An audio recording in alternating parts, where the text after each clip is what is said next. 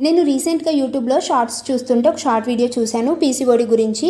నేచర్కి లేడీస్కి చాలా దగ్గర సంబంధం ఉంటుంది కదా. పీసీఓడి ఉన్నవాళ్ళు తీసుకునే ఫుడ్ డైట్తో పాటు మూన్లైట్ ఛార్జ్ గురించి కూడా చెప్పారు. అసలు మూన్లైట్ ఛార్జ్ అంటే ఏంటి అని అందరికీ డౌట్ అయితే వస్తుంది కదా. గ్లాస్ ఆఫ్ వాటర్ అంటే ప్లాస్టిక్ గ్లాస్ కానీ స్టీల్ గ్లాస్ కానీ కాదు, కంప్లీట్గా గ్లాస్ జార్తో వాటర్ తీసుకొని ఓవర్ నైట్ మొత్తం టెర్రస్ మీద పెట్టేయాలి.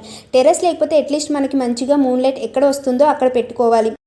ఆ వాటర్ అనేది మూన్లైట్కి మొత్తం ఛార్జ్ అయిపోతుంది కాబట్టి ఇలా మూన్లైట్ వాటర్ అనేది మనము పీసీఓడి ఉన్న వాళ్ళు ఎర్లీ మార్నింగ్ ఎంప్టీ స్టమక్తో ఈ వాటర్ తాగితే పీసీఓడి అనేది తగ్గిపోతుంది.